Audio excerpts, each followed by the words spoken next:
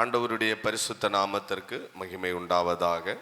ஆண்டவர் இந்த நாளுக்குரிய வசனத்தை ஆண்டவர் நமக்கு தந்திருக்கிறார். யோவான் 16ஆம் அதிகாரம் 20வது வசனம், உங்கள் துக்கம் சந்தோஷமாய் மாறும். எப்போதுமே ஆண்டவர் தன் பிள்ளைகளை ஆறுதல் படுத்துகிறவர், அவர்களை சந்தோஷப்படுத்துகிறவர். ஒருவேளை நாம் ஏதோ ஒரு துக்கத்தோடு இந்த இடத்துல வந்திருக்கலாம், ஏதோ ஒரு வேதனையான ஒரு சம்பவத்தோடு சூழ்நிலையோடு இருதயம் பாதிக்கப்பட்ட சூழ்நிலையில் நீங்கள் இந்த இடத்துல வந்திருக்கலாம். ஆண்டவர் உங்களை பார்த்துதான் சொல்லுகிறார், உங்கள் துக்கம் சந்தோஷமாய் மாறும். நீங்க எந்த விஷயத்துல துக்கப்பட்டீங்களோ, எந்த விஷயத்துல நீங்க உள்ளத்துல காயத்தோடு வந்திருக்கிறீங்களோ, ஆண்டவர் அந்த சூழ்நிலைகளை மாற்றி நிச்சயமாய் உங்கள் துக்கத்தை ஆண்டவர் சந்தோஷமாய் மாற்றி உங்களை ஆசீர்வதிப்பார். வேத புஸ்தகம் முழுவதும் நாம் வாசிக்கும் போது வியாதியோடு வாழ்ந்தவர்கள் துக்கத்தில் வாழ்ந்ததாக வேதம் சொல்லுகிறது. அவர்களுடைய வியாதியை நீக்கி ஆண்டவர் துக்கத்திலிருந்து சந்தோஷமாய் அவர்களுடைய வாழ்க்கையை ஆசீர்வதித்ததை வேதம் சொல்லுகிறது. சில பேர் கடன் பட்டு துக்கத்தோடு வாழ்ந்து அந்த கடன் பிரச்சனையிலிருந்து விடுதலை கொடுத்து அந்த துக்கத்திலிருந்து அவர்களை சந்தோஷமாய் மாற்றினதை வேதத்திலே நம்ம வாசிக்கிறோம். உங்க வாழ்க்கையிலும் ஏதோ ஒரு துக்கம் இருக்கலாம், ஏதோ ஒரு வேதனை இருக்கலாம். ஆண்டவர் உங்கள் துக்கத்தை அப்படியே மாற்றி சந்தோஷமாய் மாட்டப் போகிறார் என்று வேதம் சொல்லுகிறது. வெளிப்படுத்தல் 21ஆம் அதிகாரம் 5வது வசனம் சொல்லுகிறது, சிங்காசனத்தின் மேல் வீற்றிருக்கிறவர். சிங்காசனம் என்றால் அந்த சிங்காசனம், அந்த அதிகாரத்தின் மேல் இருக்கிறவர், சகல அதிகாரத்தையும் படைத்தவர். அதனால தான் சிங்காசனத்தின் மேல், சிங்காசனம் அந்த இயேசு, அந்த ராஜா, ராஜாதி ராஜாவினுடைய ராஜா, அதுதான் சிங்காசனம். அந்த சிங்காசனத்தின் மேல் வீற்றிருக்கிற அவர் ராஜாதி ராஜாவாக இருக்கிறார். அப்படி சிங்காசனத்தின் மேல் வீற்றிருக்கிற ஆண்டவர் தான் சொல்லுகிறார், இதோ நான் சகலத்தையும் புதிதாக்குவேன். உங்க வாழ்க்கையில புதிய காரியங்களை கர்த்தர் செய்ய போகிறார். என்னெல்லாம் வருகிறதாம்? இருதயத்திலிருந்து பொல்லாத சிந்தனைகளும், விபச்சாரங்களும், வேசித்தனங்களும், கொலைபாதங்களும், களவும், பொருளாதை, துஷ்ணங்களும், கவடும், காமவிகாரமும், வன்கண்ணும், தூஷணமும், பெருமையும், மதிகேடும் புறப்பட்டு வரும். இதெல்லாம் இருதயத்திலிருந்து வருகிறது. இருதயத்திலிருந்து இதை ஏதாவது ஒண்ணு இதுல இல்லாததை நம்மளால் பார்க்கவே முடியாது. இருதயத்தில் அதை நிறைய பேரை நம்மளால பார்க்க முடியல. பெருமை பிடிச்சவனுங்களையும் பெருமை பிடிச்சவர்களையும் தான் பார்க்க முடிகிறது.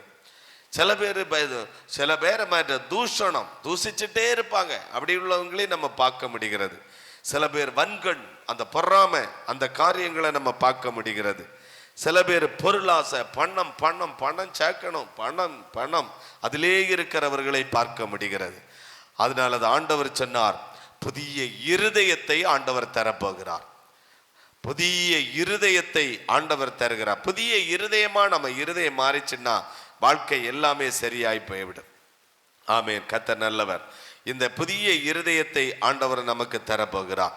அப்போ ஒவ்வொரு மனுஷனுடைய வாழ்க்கை குறித்து ஆண்டவர் வரக்கூடிய எதிர்காலம், வரக்கூடிய வாழ்க்கை நமக்கு ஆசீர்வாதமாக இருக்க வேண்டும் என்பதற்காக ஒரு மனிதனுடைய 3 பகுதிகளை மனுஷன் அப்படி உடையவனா இந்த உலகத்தில் வாழ்கிறான்.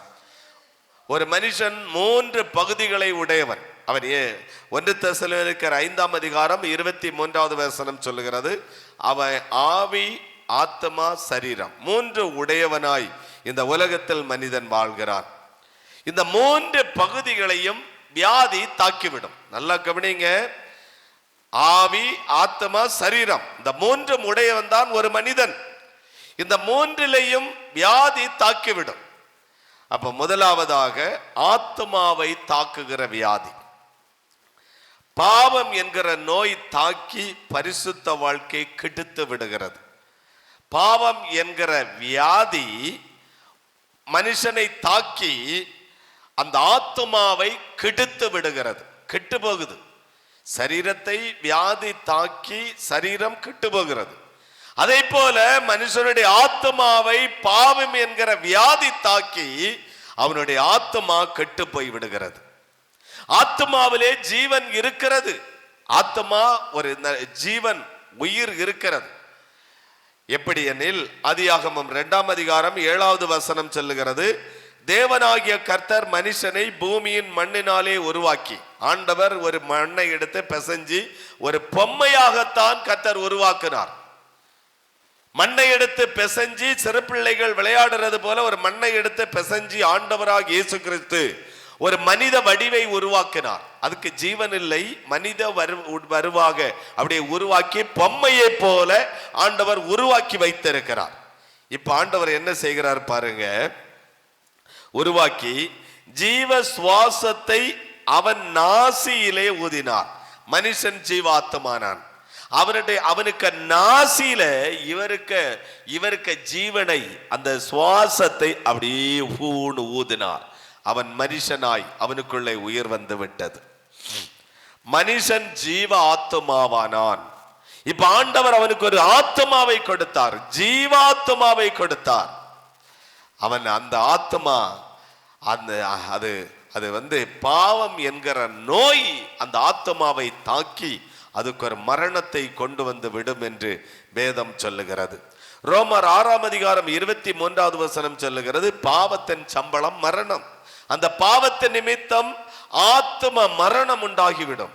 ஆத்மாவிலே ஒரு மரணம் உண்டாகிவிடும். எசேக்கியேல் 18ஆம் அதிகாரம் 20வது வசனம் சொல்லுகிறது, பாவம் செய்கிற ஆத்மா சாகுமா, அது செத்தே போயிடும். பாவம் செஞ்சிட்டேன்னா ஆத்மா செத்து போய் விட்டது என்று கர்த்தருடைய வசனம் சொல்லுகிறது. அதன் பிறகு அந்த ஆத்மாவில் ஒரு பாவம் நிறைஞ்சி, ஆத்மாவில் பாவம் நிறைஞ்சி நிம்மதி இருக்காது, சந்தோஷம் இருக்காது, மகிழ்ச்சி இருக்காது, தூக்கம் வராது, மனக்குழப்பம், மனக்கவலை, மனவேதனை, மனக்கஷ்டம், மனபாரம் எல்லாமே இந்த பாவத்தின் நிமித்தமாய். அப்ப மனசாட்சி அவனை நிம்மதியாய் தூங்க விடாது. அதுதான் அந்த ஆத்மா. ஒரு மனுஷன் பாவம் செய்யும் பொழுது அவனுடைய மனசாட்சி அவனை வாதிக்கிறது, மனசாட்சியில வேதனை உண்டாகிறது, மனசாட்சி அவனை தூங்க விடாது, மனசாட்சி நிம்மதியாய் வாழ வைக்காது, மனசாட்சி அவனை வாதிக்கிறது. எப்படி என்றால், அநேக ஆண்டுகளுக்கு முன்பு 1970 அந்த ஆண்டு காலங்கள், 70 அந்த காலகட்டங்கள், கிட்டத்தட்ட 55-60 வருஷத்துக்கு முன்ன பாருங்க.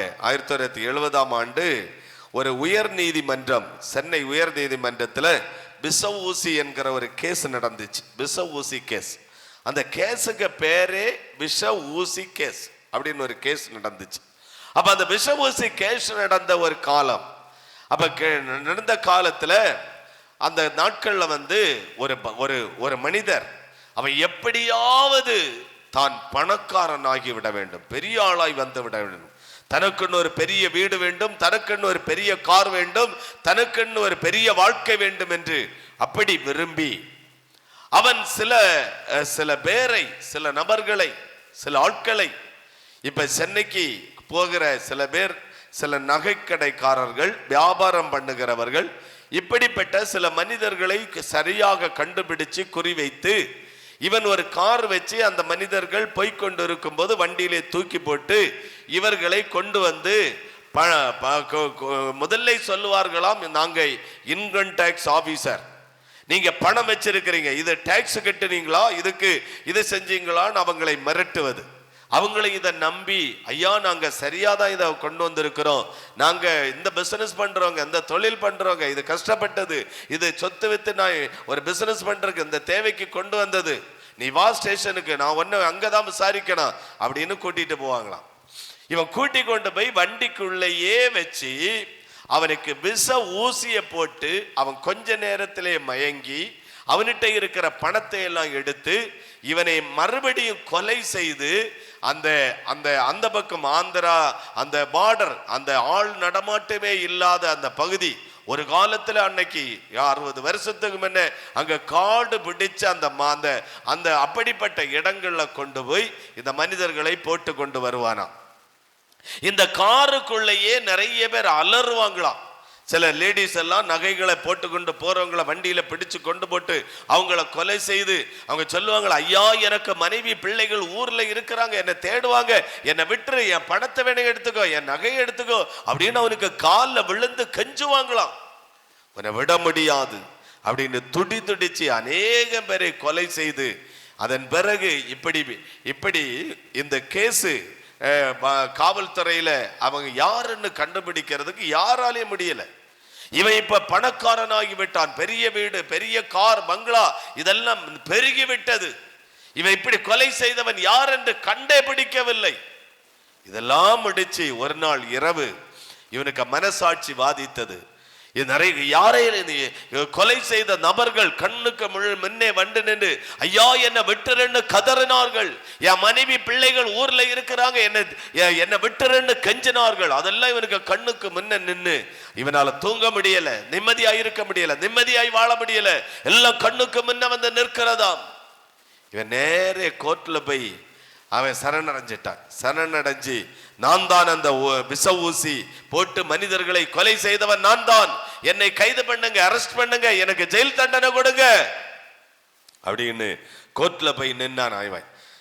உடனே அந்த ஜட்ஜு கேட்டாராம், என்னப்பா உன்னை யாரும் கண்டுபிடிக்கலையே, நீயா வந்து இது எப்படி நானே செய்தேன்னு எப்படி ஒப்புக்கொண்ட, எப்படி இது உன்னால முடிஞ்சது, என்ன காரியம் அப்படின்னு அவன்கிட்ட கேட்டப்போ அவன் சொன்னானா, எனக்கு மனசாட்சி என்னை வாதித்தது, என்னால நிம்மதியா தூங்க முடியல, நிம்மதியா என்னால வாழ முடியல, எனக்கு மனசாட்சி வாதிக்கிறது, நிம்மதியா எனக்கு தூக்க இல்லை, நிம்மதியா வாழ முடியல, நிம்மதியா ஜீவிக்க முடியல, எனக்கு ஏதோ தண்டனை கொடுங்க அப்படின்னு அவங்க சொன்னாங்களாம். அவன் சொன்ன உடனே இவன் மேல் கேஸ் போட்டு இவனை கொஞ்ச நாள் ஜெயிலுக்குள்ள அவனை போட்டிருந்தாங்கன்னு அந்த காலத்துல சொல்லப்பட்டது. ஆகவே ஒரு மனிதன் ஆத்துமாவில் பாவம் செய்யும் பொழுது அவனுக்கு மனசாட்சி வாதிக்கிறது, அவனால நிம்மதியாய் தூங்க முடியல, அவன் நிம்மதியாய் வாழ முடியல, நிம்மதியாய் அவன் ஜீவிக்க முடியல. அப்படிப்பட்ட ஒரு வாழ்க்கை, அதனால ஆத்துமாவில் பெரிய ஒரு மரணம் உண்டாகிறது. மார்க் 7ஆம் அதிகாரம் 21வது வசனம் சொல்லுகிறது, எப்படி எனில் மனிதனுடைய இருதயத்திலிருந்து புறப்பட்டு வருகிற பொல்லாத சிந்தனைகள், விபச்சாரங்கள், வேசித்தனங்கள், கொலைபாதகங்கள், களவு, பொருளாசை, துஷ்டனங்கள், கமடு, காமவிகாரம், வன்கண், பொருளாசை, இதெல்லாம் மனுஷனுடைய இருதயத்திலிருந்து புறப்பட்டு வருகிற காரியங்கள். ஆகவே அவனுக்கு சமாதானம் இல்லை. ஏசாயா 48:22 வாசித்தால் துன்மார்க்கனுக்கு சமாதானம் இல்லை என்று வேதம் சொல்லுகிறது. ஒருவன் ஆத்துமாவிலே பாவம் செய்யும் பொழுது அவனுக்கு சமாதானமே இருக்காது, சமாதானம் இல்லை. ஆகவே ஒரு மனிதனுடைய ஆத்மாவை பாதிக்கிற நோய், ஆத்மாவை பாதிக்கக்கூடிய நோய் என்ன நோய் என்றும் ஆண்டவர் தெளிவாய் சொல்லி இருக்கிறார். பொல்லாத சிந்தனை, மனிதனுடைய சிந்தனை இன்னைக்கு எல்லாம் பொல்லாத சிந்தனை.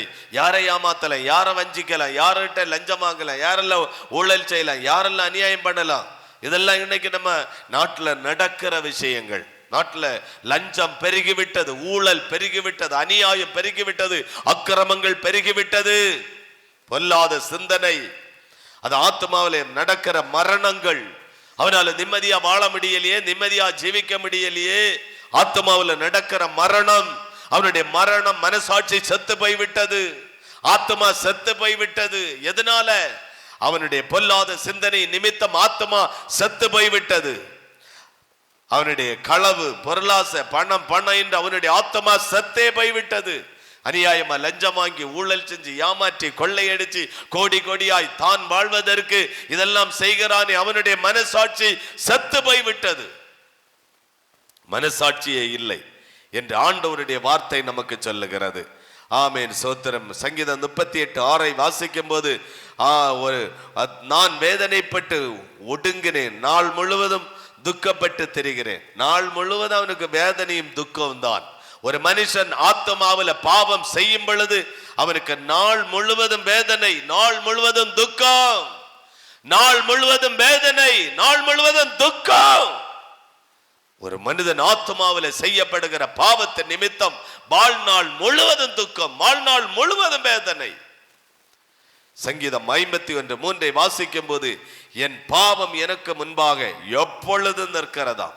ஒரு மனுஷன் செய்யக்கூடிய பாவம் அவனுக்கு கண்ணுக்கு முன்னே எப்பொழுதும் நிற்கிறது, எந்த நிமிஷத்திலே நிற்கிறது. ஐயா, நான் இனி பாவத்தை விட்டு மனம் திரும்பி எனக்கு ஆத்மாவிலே இனி பாவம் வேண்டாம், நான் பாவத்தை வெறுத்து பரிசுத்தமாய் இந்த உலகத்தில் வாழ விரும்புகிறேன்கிறவங்க 1 யோவான் 1ஆம் அதிகாரம் 7வது வசனம் சொல்லுகிறது, இயேசு கிறிஸ்துவின் ரத்தம் சகல பாவங்களை நீக்கி நம்மளை சுத்திகரிக்கும். தினமும் ஆண்டவருடைய பிள்ளையாகிய நம்ம, ஆண்டவரே என் இருதயத்தை கழுவி சுத்திகரிங்க, என் இருதயம் எப்பொழுதும் சுத்தமா இருக்கட்டும். இருதயம் நமக்கு எப்பொழுதும் சுத்தமா இருந்துச்சுன்னா நம்ம வாழ்க்கையில சந்தோஷங்க. இருதயம் எப்பொழுது நமக்கு சுத்தமா இருந்தா வாழ்க்கை சந்தோஷமா இருக்கும். சொல்லுவாங்க ஊர்காட்டுல, அகத்தின் அழகு முகத்துல தெரியும். இங்க கேடுகட்டு நிறைஞ்சு குப்பையா இருந்தா அது கரெக்டா மூஞ்சில தெரியும் என்று உலக மனுஷன் சொல்லுவான். ஆனால் ஆண்டவர் இயேசு கிறிஸ்து சொல்லுகிறார், இயேசு கிறிஸ்துவின் ரத்தம் எந்த பாவமா இருந்தாலும் அதை நீக்கி நம்மளை சுத்திகரிக்காத வல்லமை உள்ளது. அவருடைய ரத்தம் ஆண்டவருடைய விலையேற பெற்ற ஆத்மாவில் நடக்கிற அந்த மரணத்துக்கு நம்ம ஒப்பு கொடுக்க கூடாது. ஆத்மாவில் நடக்கிற மரணம், அந்த மரணத்துக்கு ஒப்பு கொடுக்காதபடி இருதயம் சுத்தமாயிருக்க நம்மளை நம்ம தினமும் ஒப்பு கொடுக்கணும்.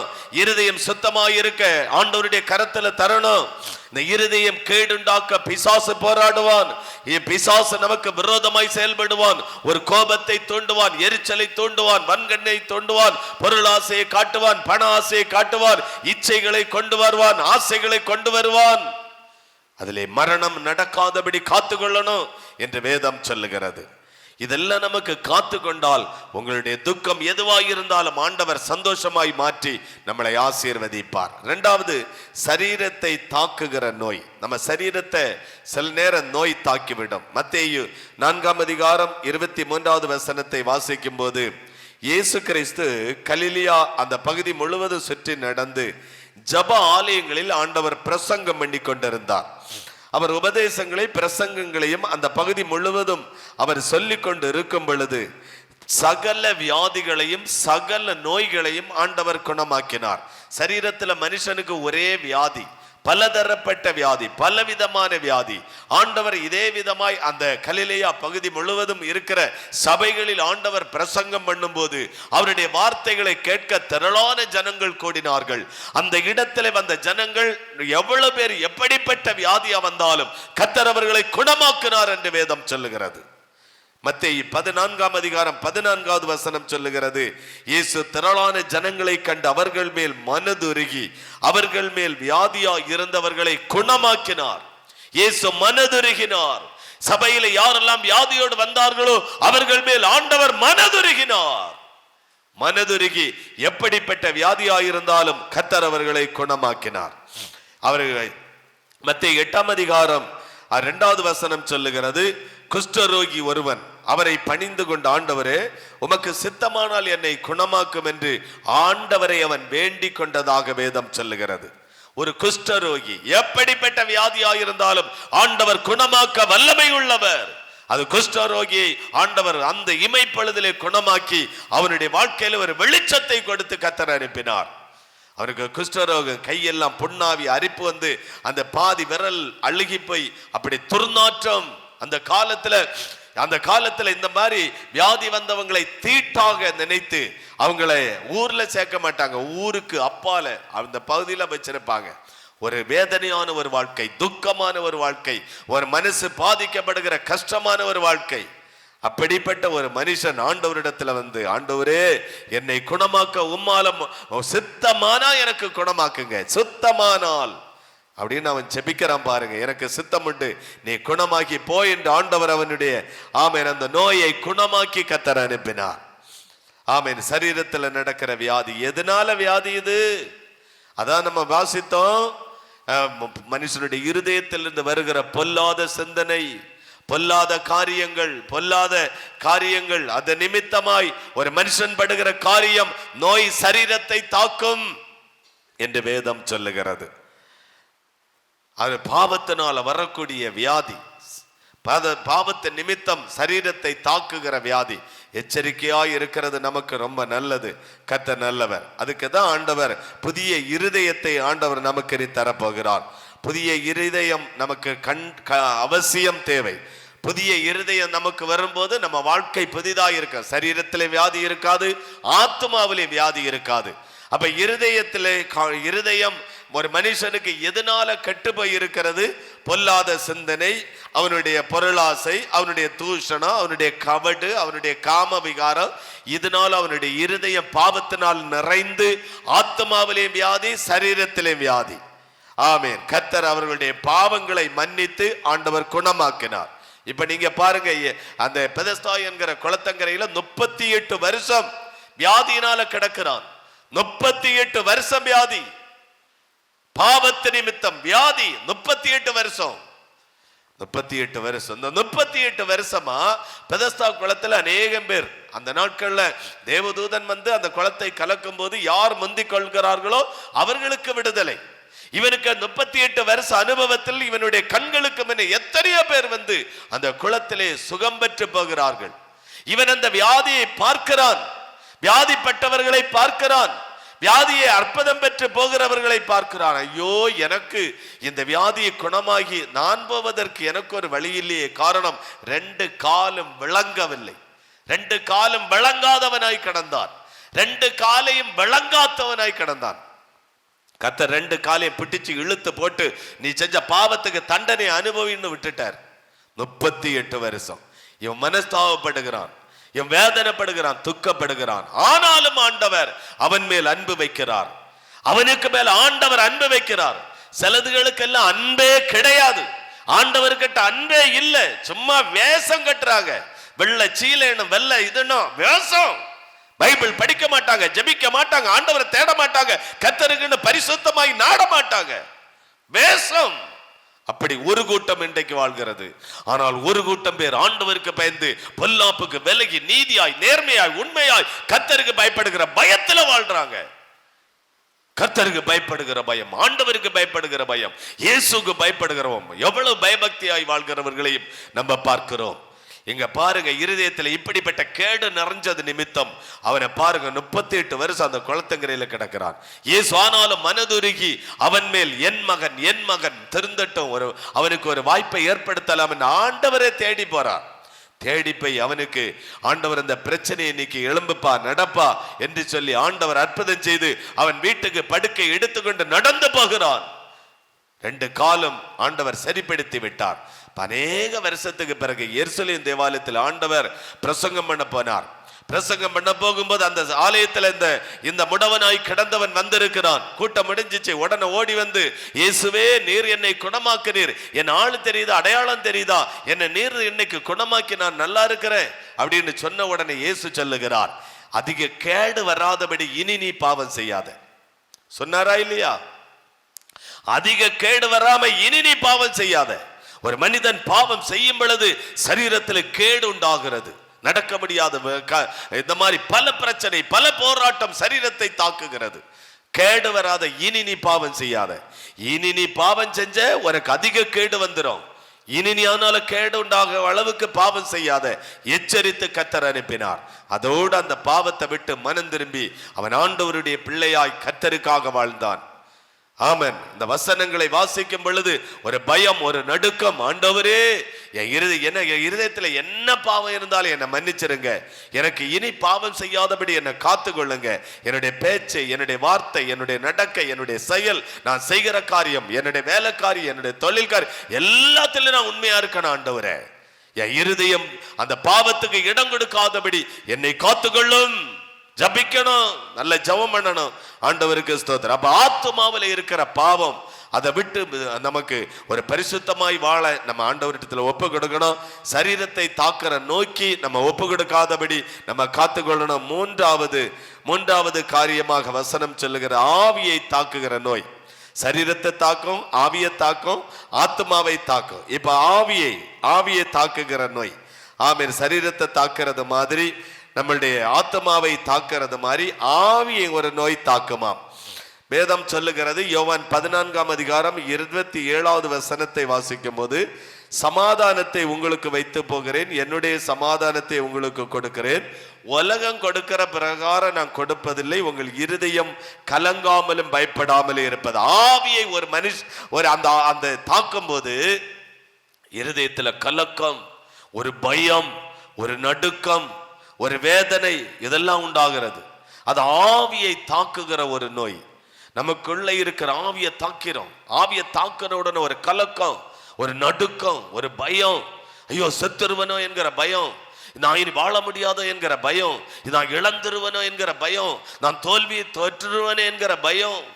இந்த எக்ஸாம் எழுதுகிற காலங்களில் பாருங்க, பிள்ளைகள் 12 படிக்கிற பிள்ளைகள் நிறைய தற்கொலை பண்ணி சாகிறத நம்ம பத்திரிகையில பார்க்கிறோம். பிள்ளைகள் எக்ஸாம்ல தான் தோத்துருவனோ ஒரு பயம். சமீபத்தில் கூட ஏதோ 2-3-4 வருஷத்துக்கு முன்னாடி ஞாபகம் இருக்கு, ஒரு +2ல படிக்கிற ஒரு பிள்ளை அவ தற்கொலை பண்ணிட்டா, ஃபெயில் ஆயிடுவேன் அப்படின்னு ஒரு எமோஷன்ல தற்கொலை பண்ணி செத்துட்டா. இது கடைசியில பார்த்தா ஸ்டேட் அளவில் எத்தனையோ ரேங்க்ல வந்துடுச்சு அந்த பொண்ணு. அப்ப பாருங்க, நீங்க அந்த ஆவியை தாக்குகிற ஒரு நோய் மரணத்தை வருவிக்கிறது. பயம், ஆவியை தாக்கும் போது ஒரு பயம். திருநெல்வேலியில இருட்டுக்கடை அல்வா கேள்விப்பட்டிருக்கீங்களா? இருட்டுக்கடை அல்வா சரவணன் நினைக்க, ஆந்திராவை சார்ந்தவர். அங்க வந்து அதான் ஃபேமஸ் இருட்டுக்கடை அல்வா. அந்த ஓனர் கொரோனா காலத்துல அவர் தற்கொலை பண்ணி செத்துட்டார். ஒரு பெரிய செல்வந்தன், பிசினஸ் மேன், தற்கொலை பண்ணி செத்துட்டார். என்னன்னு விசாரிச்சா, தனக்கும் இந்த கொரோனா நோய் தாக்கி நானும் செத்துருவன என்கிற பயத்தில் அவர் மரிச்சிருக்கிறார். பாருங்க, பயம், ஒரு ஆவியை தாக்குகிற நோய் பயம் சமாதானத்தை அப்படி கெடுத்து விடும். பயம் நம்மளுடைய சந்தோஷத்தை, சமாதானத்தை கெடுத்து விடும். ஒருவேளை ஆவியை தாக்கி இருக்கலாம். அந்த ஆவியை எதனால் தாக்குகிறது? ஒரு மனுஷனுடைய இருதயத்திலிருந்து புறப்பட்டு வருகிற பொல்லாத சிந்தனைகளும், விபச்சாரங்களும், பேசித்தனங்களும், காமபிகாரங்களும், வன்கண்ணும், பொறாமை, எரிச்சலும் அவனுடைய ஆவியை தாக்குகிறது. இந்த ஆவியை தாக்கி சமாதானத்தை கெடுக்கிறது. இதை கேட்கிற ஆண்டவருடைய பிள்ளைகளாகிய நம்ம ஒரு மனுஷன் ஆவி, ஆத்ம, சரீரம் 3 உடையவன். 3ஐயும் நோய் தாக்கிவிட்டால் நமக்கு பரலோகம் கிடைக்காது, ஆசீர்வாதம் கிடைக்காது, சந்தோஷமாய் வாழ முடியாது, நிம்மதியாய் வாழ முடியாது. எல்லாம் தோல்வி, எல்லாம் வேதனை, எல்லாம் கஷ்டம், எல்லாம் பாடு, எல்லாம் உபத்திரவம். ஆகவே இதை கேட்கிற ஆண்டவருடைய பிள்ளைகளாகிய நம்ம இருதயம் அவருடைய வருகைக்கு ஆயத்தமா இருக்கணும், சுத்தமா இருக்கணும். நம்மளையே நம்ம காத்துக்கொள்ளுவோம். கர்த்தர் நம்மளை ஆசீர்வதிப்பார். அப்படி எல்லாரும் கண்களை மூடி ஜெபிக்கலாமா? எல்லாரும் அப்படியே ஜெபிக்கலாம். ஹல்லேலூயா. Thank you lord. உமக்கு நன்றி ஆண்டவரே. எந்த சூழ்நிலையும் அவர் அன்பினின்று என்னை பிரிக்காது காத்து கொள்வார். எந்த சூழ்நிலையும் அவர் அன்பினின்று என்னை பிரிக்காது காத்து கொள்வார். என்னை நம்பி அவர் தந்த பொறுப்பதனை அவர் வரும் வரை காத்து கொள்வே. என்னை நம்பி அவர் தந்த பொறுப்பதனை அவர் வரும் வரை காத்து கொள்வேன். ஆனந்தமே, பரமானந்தமே, இது மாபெரும் பாக்கியமே. ஆனந்தமே, பரமானந்தமே, மாபெரும் பாக்கியமே. இந்த பாதலத்தில் சொந்தக்காரரவர், எந்த உள்ளத்தில் சொந்தமானார். எங்களை நேசித்து, எங்களை பாதுகாத்து, பராமரித்து, ஆசீர்வதித்து நடத்துகிற எங்கள் நல்ல ஆண்டவரே, ஒரு மனுஷனுடைய 3 அவயங்களும் பரலோகத்துக்கு முக்கியமானவைகள். அவனுடைய ஆவி, ஆத்மா, சரீரம் 3ம் ஆண்டவரே வியாதி மரித்து போகாதபடி ஆண்டவரே நீர் காக்கும்படியாய் செபிக்கிற ஆண்டவரே. ஆவியில உயிர் இருக்கிறது, ஆத்மாவில உயிர் இருக்கிறது, சரீரத்திலே உயிர் இருக்கிறது. ஆண்டவரே 3லே வியாதி மரித்து போனால் ஆண்டவரே அவனுக்கு வாழ்க்கை பரிதபிக்கப்பட்ட ஒரு வாழ்க்கை என்று வேதம் சொல்லுகிறது. ஆண்டவரே இருதயம் உம்முடைய வருகைக்காய் காத்திருக்கட்டும். உம்முடைய வருகைக்காக இருதயம் பரிசுத்தமாய் இருக்கட்டும். இருதயத்தை நீர் பாதுகாத்துக் கொள்ளும் ஆண்டவரே. எந்த கேடும் இருதயத்திலே வரக்கூடாதபடி ஆண்டவரே நீர் எங்களை காக்கும்படியாய் செபிக்கிறோம். தேவக்கரம் தொடர்ந்து எங்களோடு இருக்கட்டும். எங்களை வழிநடத்தும், எங்களை ஆசீர்வதியும், பெரிய காரியங்களை செய்யும். மாறாத தேவனுடைய அன்பு நிறைந்த நல்ல கரத்துல அப்பா எங்களை தாழ்த்தி தருகிறோம். எல்லா துதியும் கனத்தையும் மகிமையும் ஏசப்பா ஒருவருக்கே செலுத்துகிறோம். இயேசு கிறிஸ்துவின் நாமத்தில் ஜெபிக்கிறோம். ஜெபங்களும் ஜீவனுள்ள எங்கள் நல்ல பிதாவே, ஆமேன், ஆமேன். ஆசீர்வாதம் நம்முடைய கர்த்தராகிய இயேசு கிறிஸ்துவினுடைய கிருபையும், பிதாவாகிய தேவனுடைய அன்பும், பரிசுத்த ஆவியானவருடைய சிநேகமும் என்றும் சதா காலங்கள் தங்கி இருப்பதாக. ஆமேன். அல்லேலூயா. அல்லேலூயா, அல்லேலூயா. கர்த்தர் உங்கள் எல்லாரையும் ஆசீர்வதிப்பார்.